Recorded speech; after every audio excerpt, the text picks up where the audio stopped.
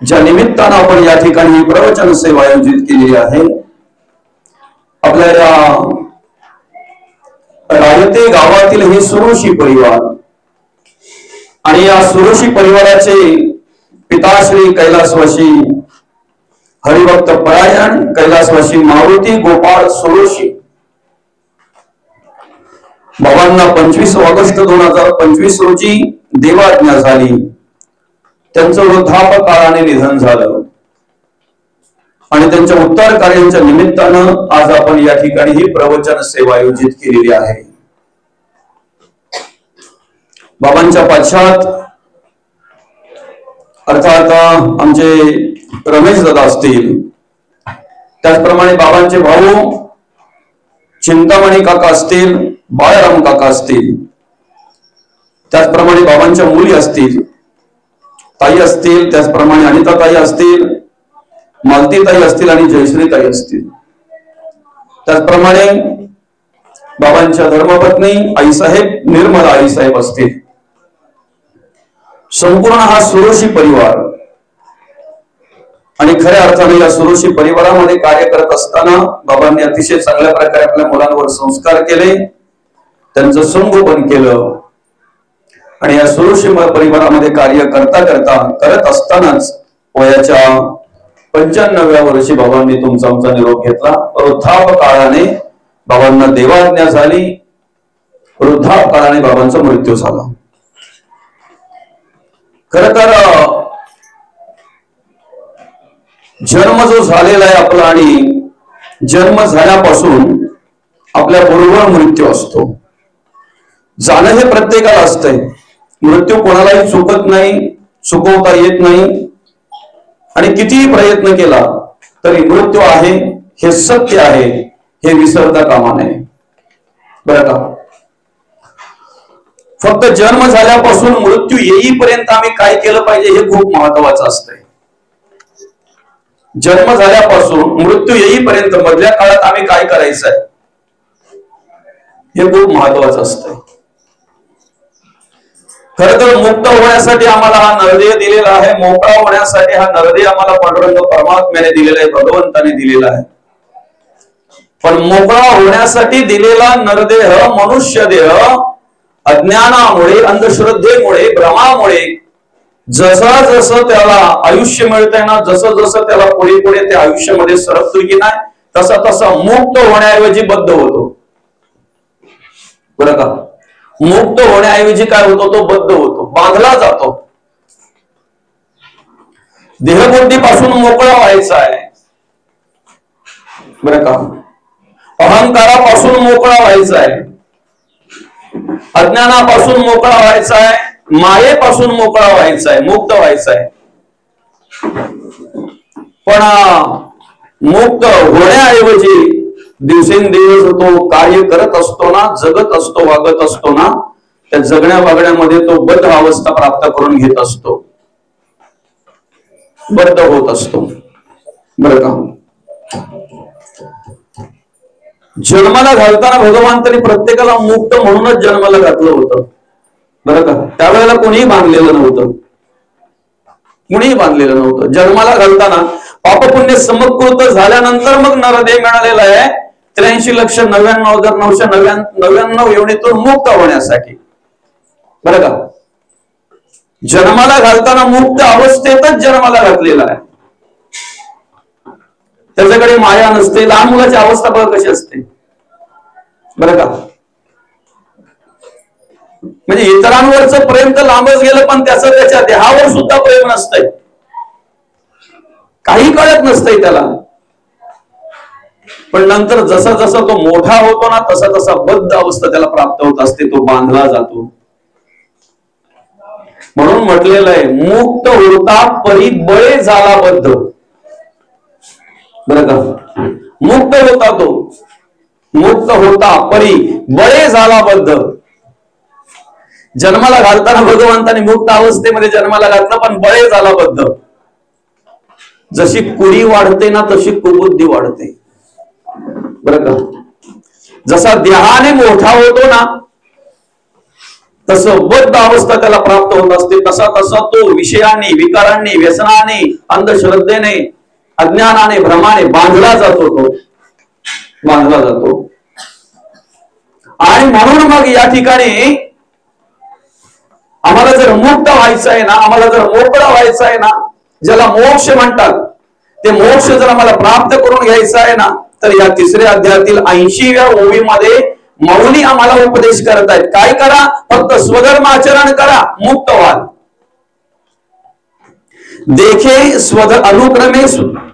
देखे अनुक्रम आधारे स्वधर्म जो आचरे तो मोक्ष होते व्यापारी निश्चित पावे. आम्हाला फक्त काय करायचंय? अनुक्रमाधारे स्वधर्माचं आचरण करायचं आहे. आणि स्वधर्माचं आचरण जर केलं तर आम्ही मुक्त होऊ, आम्ही मोकळे होऊ. त्यालाच मोक्ष म्हणतात. आता पहिली अवस्था अशी आहे की आम्हाला जर मोकळं व्हायचं आहे तर पहिले आम्ही विचार केला पाहिजे, आम्हाला ज्ञान झालं पाहिजे की आम्ही नक्की बांधलोय कशाने. कशाने बांधलोय याचा विचार आम्ही पहिले केला पाहिजे. प्रथम हा विचार केला पाहिजे आम्ही बांधलोय कशाने. आम्ही एकाच अवस्थेमध्ये बांधलेलो नाही ना, आम्ही एकाच गोष्टीमध्ये बांधलेलो नाही ना, बरं का. आम्ही अज्ञानामध्ये बांधलेलो आहोत. ते अज्ञान आमच्याकडे कसं आलं ते आम्हालाही कळलं नाही. सहज सहज अगदी हळूहळू त्याने प्रवेश केला. आम्ही अंधश्रद्धेमध्ये बांधलेलो आहोत. ती अंधश्रद्धा आमच्याकडे कशी निर्माण झाली ते आम्हालाही कळलं नाही. आम्ही देहबुद्धीने बांधलेलो आहोत. आम्ही देहाच्या अधीन, देहबुद्धीच्या अधीन कसे आणि कधी झालो हेही आम्हाला कळलं नाही. आम्ही मायेचं जाळ आम्हीच आमच्यासाठी तयार केलं, निर्माण केलं, बरं का. मायेचं जाळ आम्हीच निर्माण केलं आमच्यासाठी. आम्ही स्वतः जे आम्ही स्वतः जाळ निर्माण केलं ना, त्याच जाळ्यामध्ये आम्ही स्वतः कसे अडकलो ना ते आमचं आम्हालाच कळलं नाही. एकाच गोष्टीमध्ये बांधलोय का आम्ही? दोराने बांधलेला माणूस आपण सोडू शकतो किंवा त्याने स्वतः प्रयत्न करून तो सोडू शकतो, बरं का. एखाद्या रशीने जर माणूस बांधला ना, एखाद्या दोराने जर मनुष्य बांधला ना, नवे एखाद्या साखळीने जर मनुष्य बांधला ना, तर स्वतः तो प्रयत्न करून किंवा तुम्ही आम्ही त्याला सोडवू शकतो. अज्ञानाने बांधलेल्या माणसाच्या गाठी कोणाला दिसतात बरं? देहबुद्धीने बांधलेल्या माणसाच्या गाठी कोणाला दिसतात बरं? मायेने बांधलेल्या माणसाच्या गाठी कोणाला दिसतात बरं? जो स्वतः बांधलेला आहे ना त्यालाही कळत नाहीत. जो स्वतः बांधलेला आहे त्यालाही कळत नाहीत. तुम्ही आम्ही सोडवायचा आणि तुम्ही आम्ही त्याला मुक्त करायचं तर लांबच गेलं, बरं का. आम्ही बांधलेलो आहोत प्रपंचाचं उदंड ज्ञान, परमार्थाविषयी अज्ञान, नेणे सोये समाधान या नावबद्ध बद्धाची अवस्था सांगितलेली आहे. बद्ध कोणाला म्हणतात माहितीये का? त्याला संसाराचं उदंड ज्ञान आहे. संसाराविषयी जर बोलायला सुरुवात केली तर थांबत नाही तो. आपण बोलतो पण किती ज्ञानी माणूस आहे, बरं का. काय ज्ञान आहे त्याला. संसाराविषयी जर बोलायला सुरुवात केली तर थांबत नाही तो. प्रपंचाविषयी जर बोलायला सुरुवात केली ना तर लोक ऐकत बसतात. काय अभ्यास आहे की काय आहे.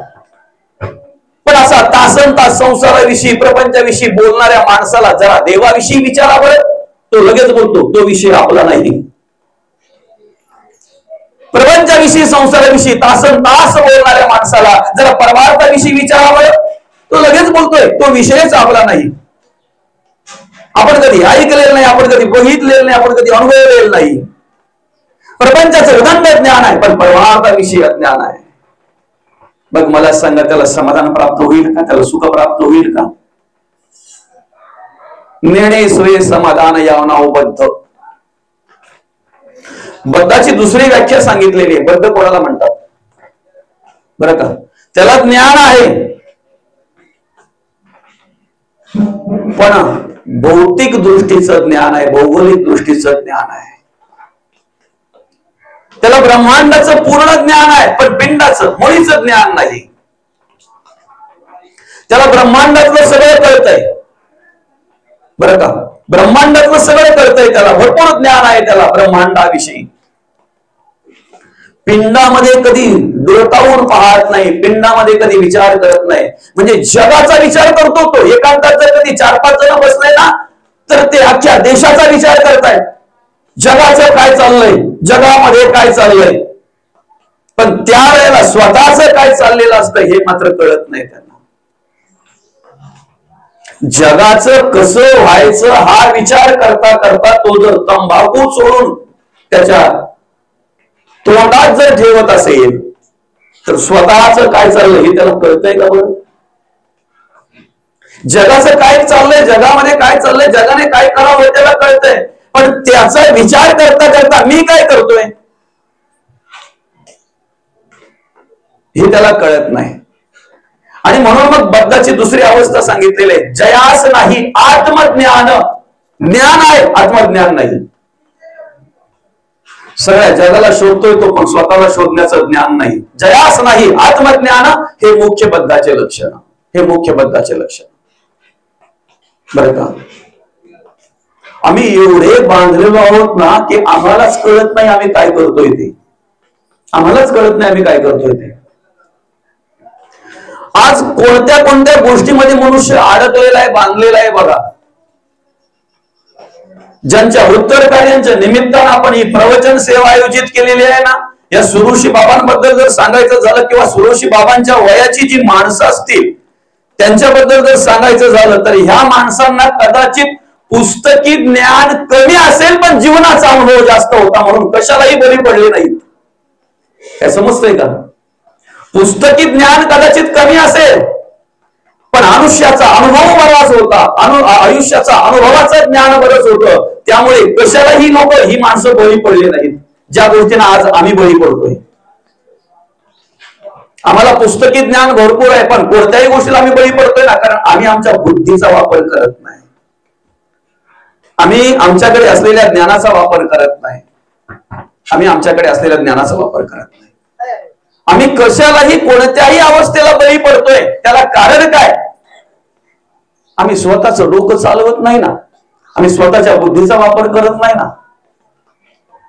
बरं का, आज जर समाजामध्ये आपण डोकावलं ना तर आपण ज्याला जाणता म्हणतोय की नाही, ज्याला समजता म्हणतोय की नाही, असा मुलगा जाणता समजता झाला ना की तो तिथून कशाला तरी बळी पडतो, त्या अवस्थेपासून कशाला तरी बळी पडतो. त्या अवस्थेपासून तो रोधांपर्यंत जरी विचार केला तरी कोण ना कोण कुठे ना कुठे गुंतलेलाच आहे,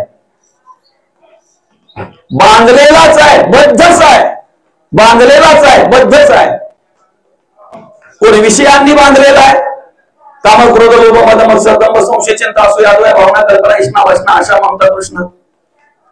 कोणी विषयांनी बांधलेला आहे, कोण वासनेने बांधलेला आहे. वासना धामीन पडली गळा घालून वेंटाळे व मी गरळा जीवाला आली वेळोवेळा भयानक. कोण कामनेने बांधलेला आहे, काम मदन मिटी सुटेना तिरस्कार लागता कुठेना मद मत्सर होतेना भुली पडली. कोण विषयांनी बांधलेला आहे, कोण वासनेने बांधलेले आहे, कोण कामनेने बांधलेले आहे, कोण अज्ञानाने बांधलेले आहे, कोण अंधश्रद्धेने बांधलेला आहे, कोण प्रपंचात बांधलेले आहे, कोण संसारात बांधलेले आहे, कोण मायात बांधलेला आहे. पण कशात ना कशात तरी मनुष्य बांधलेलाच आहे, कोणाच्या तरी अधीन आणि कोणाला तरी बळी पडतोय, तो कोणाला तरी बळी पडतोय. आणि मग ही अशी अवस्था सगळी बघितली ना की मग ज्या माणसांनी चांगले दिवस धर्म आचरण करून नीतीने जगून दिवस काढलेले आहेत ना त्यांना पश्चाताप होतो. मग ते प्रामाणिकपणे बोलतात, काय चाललंय हे जगात पाहावत नाही. काय बोलतात ते, काय चाललंय हे जगात पाहावत नाही. त्याला कारण काय बरं? आम्ही जगत वागत असताना की नाही स्वतःच्या बुद्धीचा वापर कमी प्रमाणात करतोय, कमी प्रमाणात करतोय. एक सिंह म्हातारा झाला आणि त्याच्या म्हाताऱ्यापणामुळे त्याला ते शिकार काही करायला जमत नव्हती. बरं का, शिकार करायला जमत नव्हते त्याला. कुठेतरी असं दडी मारून बसला आणि एखादा जर समोरून पशु आला ना तर त्याच्यावर तो झडप टाकायचा, पण त्याच्या ताकदीप्रमाणे ती झडप कमी पडायची. बरं का, ताकदीप्रमाणे ती झडप कमी पडायची. आणि म्हणून मग त्याला कधीतरी भुकेचे राहायला लागायचं, भुकेला राहायला लागायचं कधीतरी त्याला. बरं का, आणि म्हणून मग त्याने काय केलं माहितीये का, एक कोल्ह्याला जवळ केलं बरं का. कशाचं तरी आमिष दाखवलं ना का कोल्हे लवकर जवळ येतात. आमिषाला बोलतात ते कोल्हे बरं का. आणि त्याला काय आमिष दाखवलं, तुला माझ्यापासून धोका नाही, माझ्या मित्रांपासून पण धोका नाही, तुला विशेष म्हणजे मी संरक्षण देतोय, तुझ्या केसालाही कोणी धक्का लावणार नाही, फक्त माझं काम तू करायचं. म्हणजे काय, रोजची एक शिकार आणून द्यायची. काहीतरी कुठेतरी काय ना, पण एखादा पशु मला रोजचा आणून द्यायचा, रोजची एक शिकार आणून द्यायची बरं का. आणि झाला तर कोल्ह्याने पण विचार केला की या जंगलामध्ये जर आपल्याला यांच्यापासून जर संरक्षण मिळतंय, राजाच ना आपण, आपल्याला भीती कोणाची, यांची, आणि यांच्यापासून जर संरक्षण मिळतंय, यांचं नाव सांगलं का आपलं काम होतंय. काय समजतंय का, यांचं नाव जरी सांगितलं तरी आमचं काम होतंय. कोल्ह्यांना एवढं असलं तरी भरपूर झालं बरं का, कोल्ह्यांना एवढं जरी असलं तरी भरपूर झालं. आणि म्हणून मग काय झालं माहितीये का, तो त्या सिंहाने सांगितल्याप्रमाणे शिकारीसाठी निघाला बरं का. शिकारीसाठी निघाला तो शिकारीसाठी फिरायला निघाला बरं का. फिरता फिरता फिरता फिरता पहिलाच त्याच्या नजरेत गाढव दिसला बरं का. पहिलेच त्याच्या नजरेत कोण दिसला, गाढव. आता गाढवाच्या जवळ गेला तो कोल्हा आणि त्याला विचारायला लागला, बाबा काय कसं काय आहे. तेव्हा त्याने सांगितलं, सगळं काही बरं आहे, पण सध्या काय झालंय माहितीये का, आमचं प्रमाण जास्त आहे आणि त्यांचं प्रमाण कमी आहे, त्यामुळे लग्न जुळत नाही बरं का. असं आहे का, ठीक आहे ना, मग ते माझं काम तेच आहे. कोणा काय म्हणतो, माझं काम तेच आहे, तुला लग्न झालं पाहिजे असं वाटतंय ना, ठीक आहे. अतिशय सुंदर आहे, रूपवान आहे, मस्त आहे,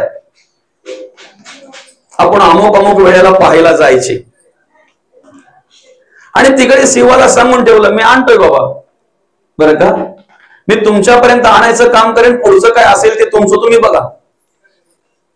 आणि त्या गाढवाला घेऊन तो त्या ठिकाणी गेला. गेल्यानंतर आता एवढ्या दिवसाचा भुकेलेला असलेला सिंह बरं का, त्याने जी झडप मारली वृद्धाप अवस्थेमुळे बरं का, तेवढी ताकद नसल्यामुळे ती झडप राहिली, कमी पडली आणि लगेचच तो गाढव सावध झाला आणि गाढव पळून गेला.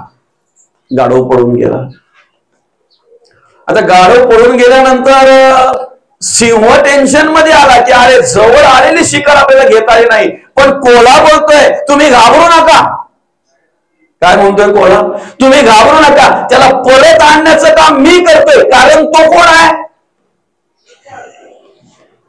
परत परत फसले जातात हे बरं का, ते परत परत फसले जातात. काय म्हणतो तो, मी त्याला परत आणण्याचं काम करतोय, तुम्ही घाबरू नका. फक्त तुम्ही काय करा माहितीये का, भूक लागली तुम्हाला माहितीये ना, पण एवढी पण गडबड करू नका ना, एवढी पण घाई करू नका ना. जरा तुमच्या आवाकात आल्यानंतर त्याला आलिंगन द्या ना बरं का. आणि त्याच्या मागे तो गेला, कोल्हा गेला गेला त्याच्या जवळ गेला. तो गाढव बोलतो, काय रे फसवलंस मला असं तसा. अरे मूर्खा, जंगलाचा राजा तुझ्या लग्नाचं नियोजन करतोय, तो तुला आलिंगन द्यायला आला आणि तू कुशाल पळत सुटला बरं का. आणि काय सांगितलं त्याला, त्यांना असं सांगितलं की तुझ्या लग्नाचं नियोजन करायला जंगलाचा राजा सिंह तुला आलिंगन द्यायला येतो आणि तू पळतोय, तुला समजलं नाही का. अरे मग मला पहिले तर सांगायचं ना. म्हणे माझं तेच सांगायचं विसरलं की तुझ्या लग्नाचं नियोजन तो करणार आहे म्हणून. आता झालं बाबा, पुन्हा तो गेला. तिकडे गेल्यानंतर मग सिंहाने त्याला हळूच आलिंगन दिलं बरं का. थोडंफार जे काही खायचं ते खाल्लं आणि मग बाकीचं जे राहिलं ते बोलतोय आता त्या कोल्ह्याला बोलतो, ठीक आहे याच्यावर लक्ष ठेव, जरा याच्यावर लक्ष ठेव, मी आता मस्त की आराम करतोय. आणि तो आराम करायला गेल्यानंतर बरं का, कोल्ह्याने विचार केला, एकदा गेलेला परत आणलाय, आपल्याला काय नको का. आपण काही असंच राहायचं का?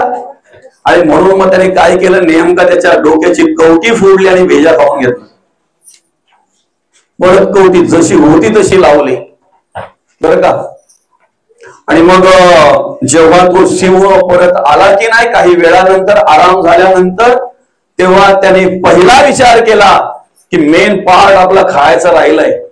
म्हणून त्याने काय केलं, कवटीवर रट्टा मारला. पहिल्या रट्ट्यातच फुटली पाहतोय तर त्यात भेजाच नाही. आणि आश्चर्यचकित होऊन तो सिंह त्या कोल्ह्याकडे पाहायला लागला. अरे कोल्ह्या पाहतोय काय? म्हणे काय याच्यात भेजच नाही. मग तेव्हा तो कोल्हा बोलतोय, महाराज याला जर भेजा असता, एकदा गेलेल परत आला असता. भेजा म्हणजे आपल्या भाषेत बोलतो त्याला डोकाच नाही बरं का. आपल्या भाषेत आपण काय बोलतो, त्याला डोकाच नाही ना, त्याने डोक्याचा वापर केलाच नाही. आणि जर डोक्याचा वापर केला असता तर एकदा निसटलेला, एकदा सुटलेला, एकदा मुक्त झालेला परत बद्ध झाला असता का? गोष्ट कोल्ह्याची पण नाही, शिवाची पण नाही आणि गाढवाची पण नाही. तिथे कुठेतरी आपण बसतो का बघा बरं. त्याच्यात आपली भूमिका काय आहे, त्याच्यात तिघांपैकी आपली भूमिका काय आहे बघा. एखाद्या व्यसनामध्ये व्यसनाआरी मनुष्य एवढा होतोय की त्याच्या शरीराचे पार्ट निकामी होतात बरं का. डॉक्टरांकडे गेल्यानंतर डॉक्टर सांगतायत, दादा आता जर सोडली नाही ना, फार कमी दिवस राहिलेत तुझे, फार कमी दिवसाचा सांगात येस तू. डॉक्टरांनी सांगितल्यानंतर तो 10-15 दिवस फक्त सोडतो. नंतर विचार करतो, असा पण मरायचा आहे ना, तसा पण मरायचा आहे, सांगा याला भेजा आहे का? एकदा सुटलेलं परत तिथंच सापडला ना. डोक्याचा वापर करतो माणूस, करतो का? अहो हा विषय एक झाला, असे अनेक विषय आहेत, अनेक विषय आहेत दादा, अनेक आहेत. आता एक 15 दिवसापूर्वीची एक घडलेली हकीकत सांगतो ना तुम्हाला. एक 25-26 वर्षाचा तरुण ह्या मोबाईल मध्ये ऑनलाईन गेम खेळण्यामध्ये गुंतला. ऑनलाईन जे गेम खेळतात की नाही, रमी की काही खेळतात ना, ते खेळण्यामध्ये गुंतला. तो त्याने सुरुवातीला 10 लाख रुपये कर्ज करून ठेवला बरं का. तो टेन्शन मध्ये चिंताग्रस्त असायचा जेव्हा पाहावा तेव्हा. मग घरातले विचार करायला लागले, सांगायला लागले, दादा तुला कोणी काही बोललंय का? तुला काही टेन्शन आहे का? तू एवढा विचारग्रस्त का? घरी जेवायला वेळेवर नाही, जेवत नाही, तुझं लक्ष कशातच नाहीये. जेव्हा बघावा तेव्हा विचारग्रस्त असतोय तू. नेमकं झालंय तरी काय ते तरी सांग. तुझं काही दुखतंय का? काय आजार आहे का तुला? शेवटी आता जास्तच झाल्यानंतर मग त्याने सांगितलं, मी अशा गोष्टीमध्ये अडकलोय, 10-12 लाख रुपये कर्ज करून ठेवलंय. आता एकुलता एक मुलगा हातचा जाऊ नये म्हणून मग वडिलांनी काय केलं, त्याची तेवढी कॅपॅसिटी नव्हती बापाची. एक 2-4 लाख कुठेतरी गोळा केले असतील ते. त्याच्यानंतर मग नातेवाईकांकडे, याच्याकडे त्याच्याकडे कसे तरी 10-12 लाख त्यांनी गोळा केले आणि त्याचा तो कर्ज फेडून टाकला. सुटला ना, एकदा सुटला ना. पण तो नाद आहे, तो नाद त्याचा गेला नाही. नंतर मात्र अशी अवस्था झाली की 25 लाख कर्ज केला त्यांनी अवघ्या 10 दिवसांमध्ये. रात्रंदिवस खेळला ना. जे 10 गेलेत ते वसूल करायच्या नादामध्ये, जे 10 गेलेत ना ते वसूल करायच्या नादामध्ये रात्रंदिवस खेळला. 25 लाख कर्ज करून ठेवला, आत्महत्या केली त्याने. बेजा आहे का बरं? डोक्याचा वापर करतो का बरं मनुष्य? करतो. एकदा सापडलेला मनुष्य जर परत त्याच विषयात सापडत असेल, एकदा एखाद्या वासनेअधीन झालेला मनुष्य जर परत त्याच वासनेअधीन होत असेल, एखाद्या विचाराधीन झालेला मनुष्य जर परत त्याच विचाराधीन होत असेल, तर मला सांगा या बद्ध अवस्थेतून तो मुक्त होईल का? होईल का मुक्त? आणि जर मुक्त व्हायचं असेल तर त्यांनी काय करावं लागणार आहे बरं? मायेने बांधलेला आहे, विषयांनी बांधलेला आहे, अंधश्रद्धेने बांधलेला आहे, नको त्या व्यसनाने बांधलेला आहे. त्याला जर मुक्त करायचं आहे, सोपं आहे बघा. एखादा मनुष्य घरामध्ये अडकलेला आहे बरं का, आणि स्वतः सगळं आतून त्याने कड्या लावून घेतलेल्या आहेत. दरवाजा आतून लावलेला आहे, खिडक्या आतून लावलेल्या आहेत, सगळं आतून त्यांनी बंद करून घेतलेला आहे. आणि तो ओरडून सांगतोय मला कोणीतरी सोडवा. समजतंय ना? बाहेरच्याना आवाज गेल्यानंतर त्यांना वाटलं की कोणतरी आतमध्ये गुंतलेला आहे, त्याला आपण सोडवू. पहिले जाऊन बघितलं तर कड्या आतून लावलेले आहेत. दरवाजे बघितल्यानंतर बरं खिडकीतून बाहेर काढू, खिडक्या बघितल्या तर त्याही आतून लावलेले आहेत. मग तेव्हा त्याला सांगितलं, दादा तुला जर सुटायचं असेल तर बाहेरचा कोणीही सोडू शकत नाही, तुलाच आतून कड्या उघडाव्या लागणार आहेत, तूच आहेस तुझ्या जीवनाचा शिल्पकार. माऊलींच्या भाषेत सांगायचं म्हणजे आपुली आपण करा सोडवणं. आम्ही बद्ध स्वतः झालोय की नाही? आम्हाला बांधलंय कोणी? मायेमध्ये कोणी बांधलंय का आम्हाला की आम्ही स्वतः बद्ध झालोय? माया वाढवले कोणी?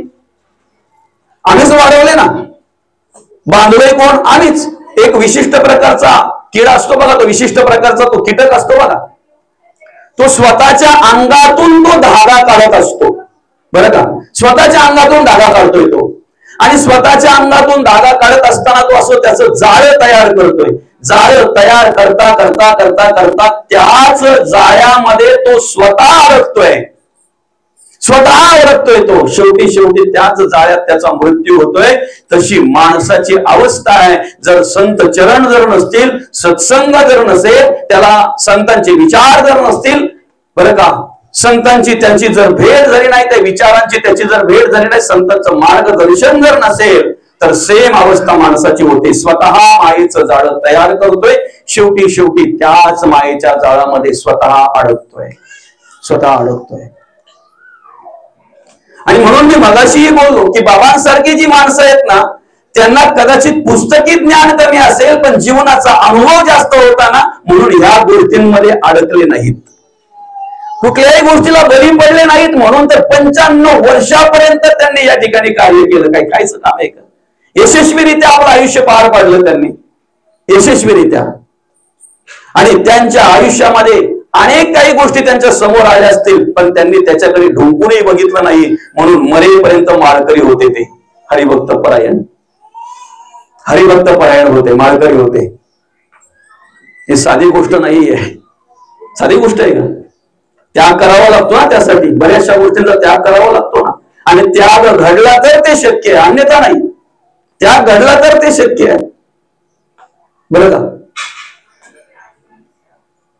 तो त्याग ज्या वेळेला घडेल ना, त्यावेळेला आमची ती भूमिका आम्हाला ती प्राप्त होईल, आमची ती स्थिती प्राप्त होईल.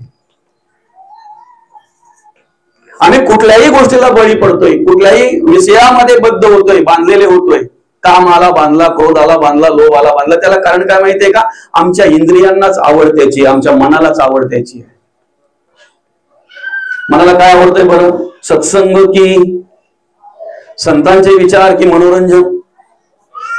मनोरंजन अधिक करून माणसाला आवडतंय, नाही का? मनोरंजन अधिक करून माणसाला आवडतंय. बसल्या बसल्या 3-3, 4-4 सिरियल पाहतोय आम्ही.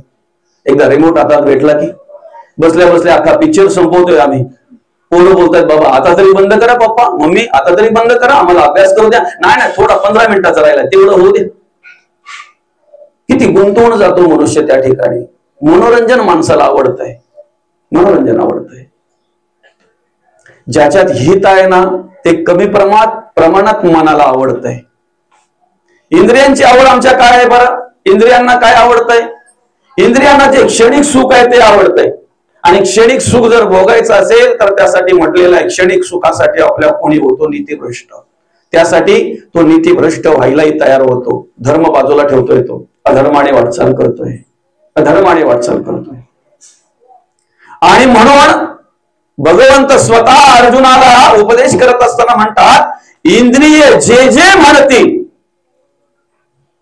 ते त्याची पुरुष जे करतील, ते तरलेची न तरते विषय शंधू भवशंधू. ज्यांनी ज्यांनी इंद्रियांचं ऐकलं ना, ज्यांनी ज्यांनी इंद्रियांचं ऐकून पुढे वाटचाल केली ना, ते तरलेची न तरती विषय सिंधू. इंद्रियांना आवड त्याची आहे. आमच्यापर्यंत विषय येत नाहीत, वासना आमच्यापर्यंत येत नाही, तिची पूर्तता करण्यासाठी आमची इंद्रिय तिथपर्यंत जातात. समजतंय ना? व्यसन आमच्या घरी येत नाही, आम्ही तिथपर्यंत जातोय. वासना आमच्या घरी आमच्यापर्यंत येत नाही, आमची इंद्रिय तिथपर्यंत जातात. तलप आल्यावर आमच्या घरी पुढे आपोआप येऊन पडते का बरं?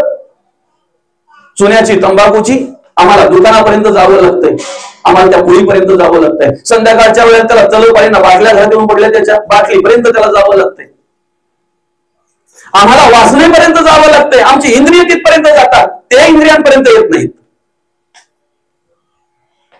सांगू का, त्यांना लाज आहे, त्यांना काहीतरी आहे थोडंफार. जो वासने अधीन झाला ना, तो व्यसना अधीन झाला ना, जो तो पहिले ते सांडतो, त्याच्याकडे ते राहत नाही. एखाद्या गोष्टीमध्ये आमची डोळे अडकले ना, दृष्टी तिथपर्यंत गेली ना, की तो रममान होतो, त्याला माहिती नाही मला काय करायचंय, कुठे जायचंय. 15 मिनिटं तो कपड्याच्या दुकानाच्या समोरच्या बाईकडे, त्या प्लास्टिकच्या बाईकडे पाहत राहतोय, त्याला भानही राहत नाही मला पुढे कुठे जायचंय.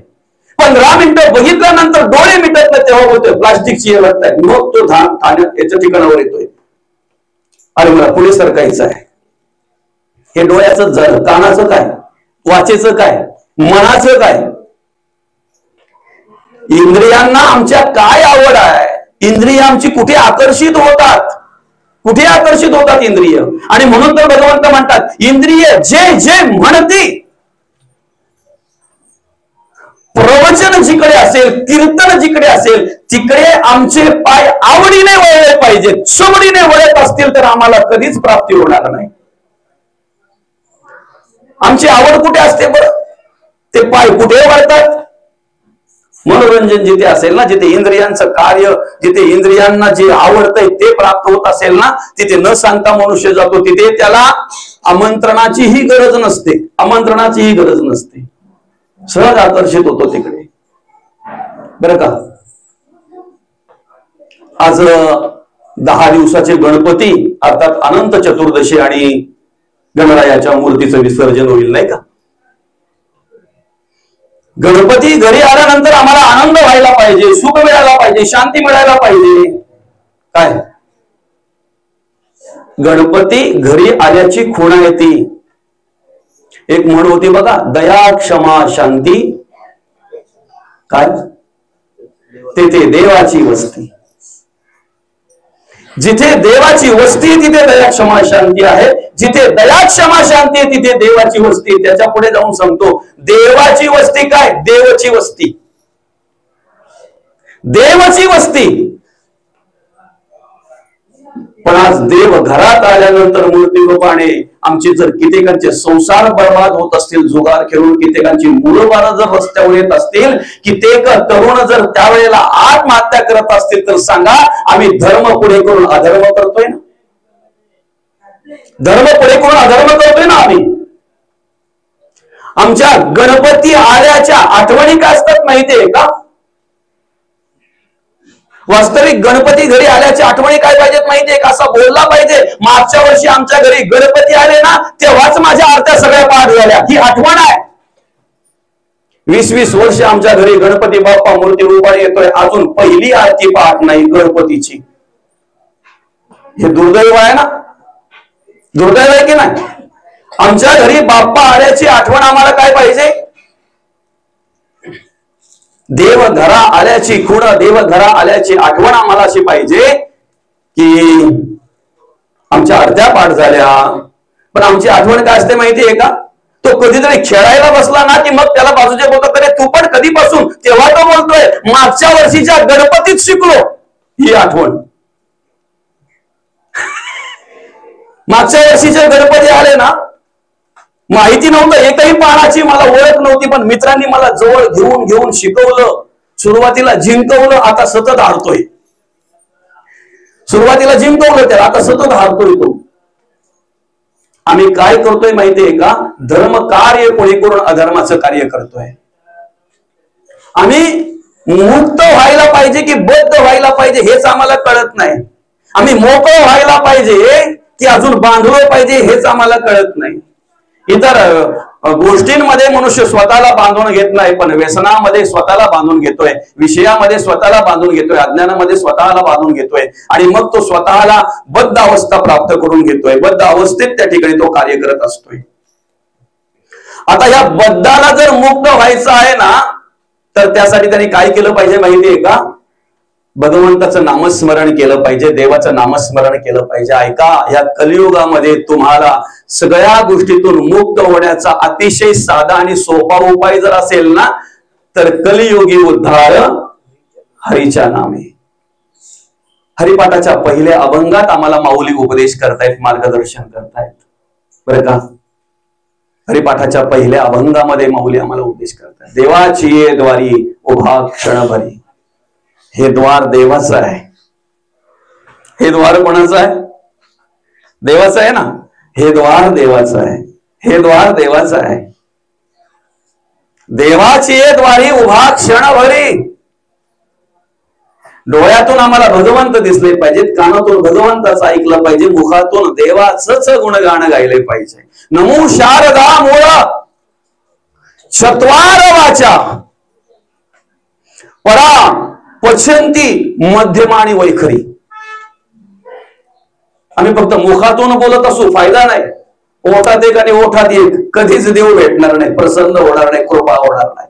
जे पोटात ते ओठात पाहिजे, जे ओठात तेच पोटात पाहिजे. परेपासून सुरुवात होते परमार्थाला, साधनेला परेपासून सुरुवात होते, अंतःकरणापासून सुरुवात होते. आम्हाला माहितीच नाही.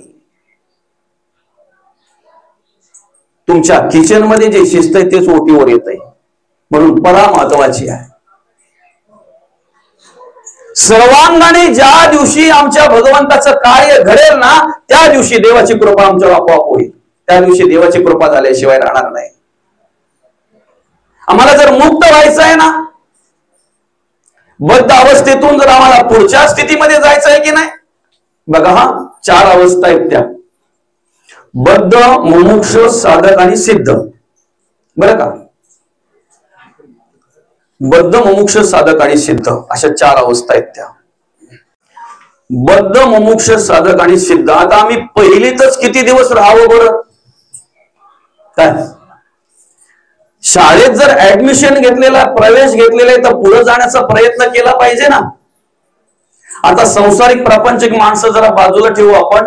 परमार्थिक माणसं खऱ्या अर्थानं जे परमार्थ करतायत अजून शिशू मध्येच आहेत, पुढे सरकायलाच मागत नाहीत. पहिलीलाच आहेत, अजून बद्ध अवस्थाच आहे. अजून आम्ही बांधलेलेच आहोत. आम्ही अजून सुद्धा बांधलेलो आहोत आणि स्वतःला परमार्थिक समजतोय. तुम्ही कुठल्याही पुराणाचा अभ्यास करा, शास्त्राचा अभ्यास करा, वा कुठल्याही ग्रंथाचा अभ्यास करा, कुठल्याही वाङ्मयाचा अभ्यास करा. मला सांगा, परमार्थ हा रजगुणाने घडतो, तमोगुणाने घडतो का सत्वगुणाने घडतो? मला उत्तर तुमच्याकडून हवं आहे. रजगुणाने घडतो का परमार्थ? नाही. तमोगुणाने घडतो का परमार्थ? सत्वगुणाने.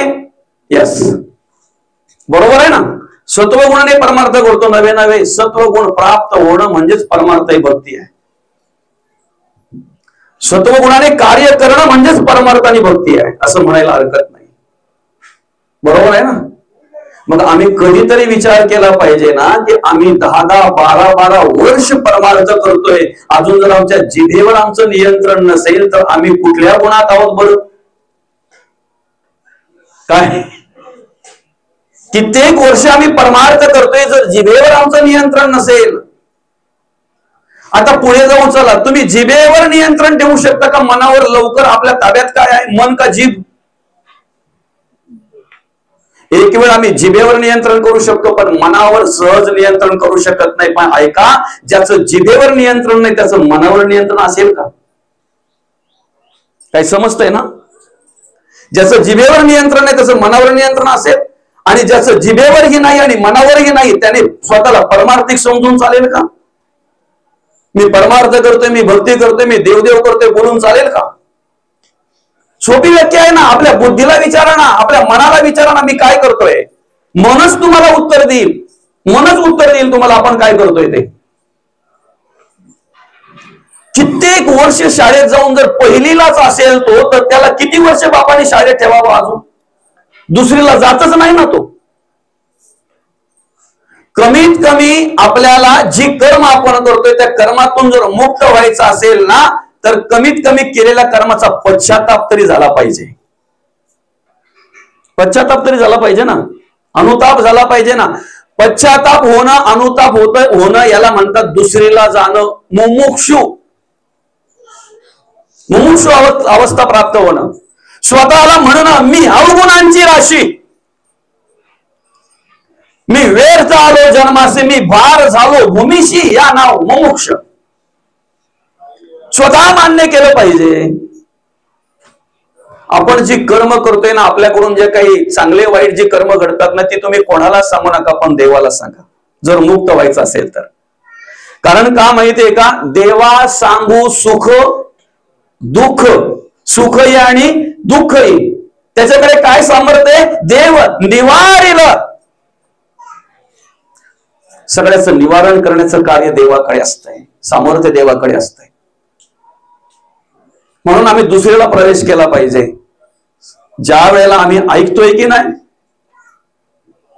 कुठल्या कर्माला पाप म्हणतात आणि कुठल्या कर्माला पुण्य म्हणतात, आम्ही पुण्य करावे की पाप करावं, हे ज्या वेळेला आम्ही ऐकतोय की नाही, त्यावेळेला आम्हाला त्या घडलेल्या कर्माचा पश्चाताप झाला पाहिजे, हे महत्वाचं आहे.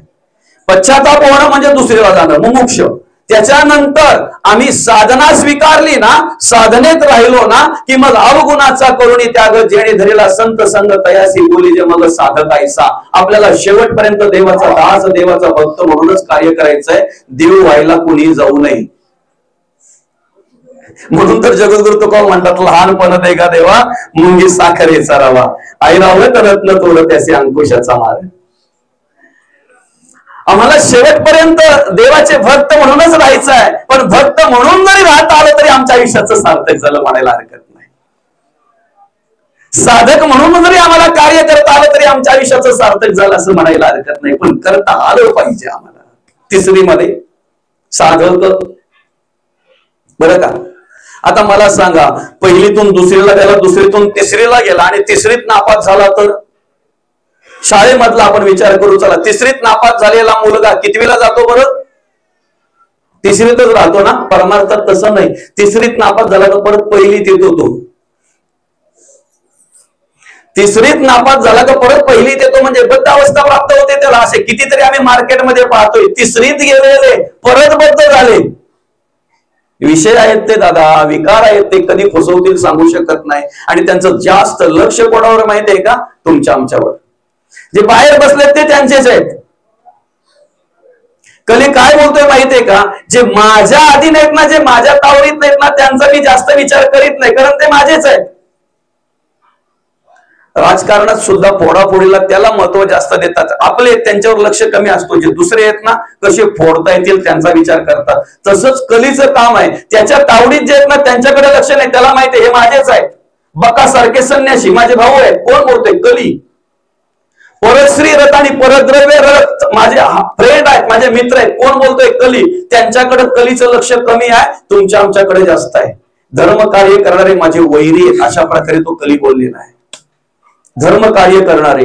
आणि म्हणून तो काय करतोय माहितीये का, तुम्हा आम्हाला फोडायला पाहतोय कुठल्याही वेळेला, कशाही पद्धतीने. आणि कुठलीही वासना तो समोर उभी करू शकतो, कुठलीही वासना, कुठलाही विषय पुढे उभा करू शकतो आपल्याला भ्रष्ट करण्यासाठी. फक्त आम्ही काय केलं पाहिजे माहितीये का, पुन्हा एकदा सांगतो, या कलियुगामध्ये आमचा उद्धार व्हावा असं जर वाटत असेल, आम्हाला कुठल्याही वासनेतून, कुठल्याही व्यसनातून आणि कुठल्याही अवस्थेतून जर मुक्त व्हायचं असेल ना, तर एकमेव उपाय आहे, हरी मुखे म्हणा, हरी मुखे म्हणा, पुण्याची गणना कोण करी. किती सामर्थ्य आहे.